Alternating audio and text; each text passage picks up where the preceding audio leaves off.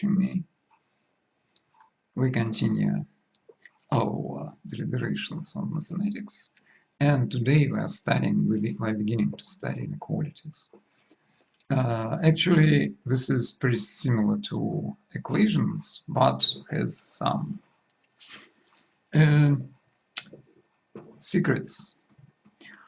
Well, anyway, first let us begin with revising a little bit the signs which we encounter when we have to solve or consider inequalities in any way. But let us begin not with the signs, with an ordinary number line, and this will be 0, 1, 2, 3, 4, and that's enough. -1, -2, -3, that's enough. First of all, I'd like to remind you that if the point which represents the number is further to the right, then the number is bigger than the other one. For example, we know that if we take, for example, 4, and if we take 3, we know that 4 is greater than 3.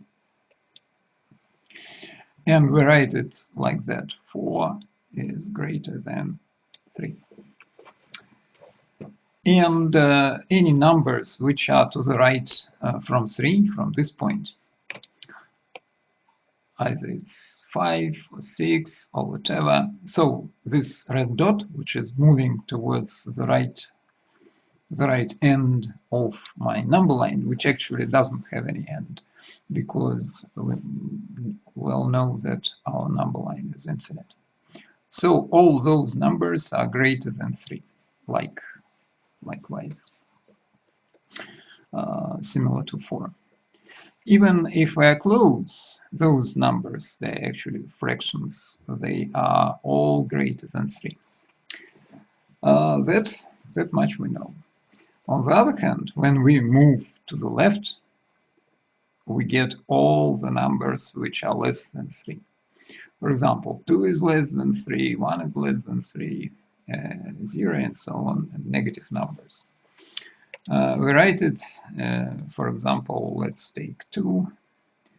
2 is less than 3. So, greater than and less than, they are pretty obvious how to use them, those signs. Let us now consider a little bit more complicated signs, which are which we get when we add a sign of equality. Well, let us write this thing. This statement says that 4 is greater than or equal to 3. Is it true? Yes, it's true, because we have this 4 ingredient component, it's either greater than or equal to. This is true. This is true. And if we write 3 is greater than or equal to 3, this is also true. So, whereas in this case, all the numbers which are not 3, but to the right from 3, were suitable to make this true, like 3.1 and so on and so on. In this case, this statement is true even when we compare 3 and 3, because it's also equality. So this one reads greater than,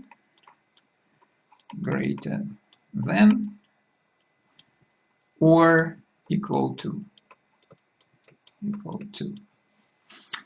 And to the other side, if we reverse this, we get less than or equal to. And again, for example, 3 is less than or equal to 3. That's also true. And for example, 2 is less than and equal or equal to 3. It's also true because 2 is less than 3. True.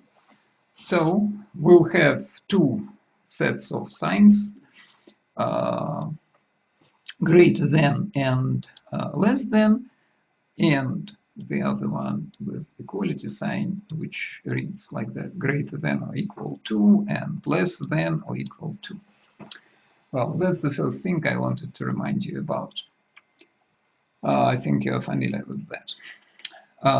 Well, the second thing I have already said actually, which is that fact, it's a fundamental fact, but we have to keep it in mind that when the number is to the right, it's bigger than this given number.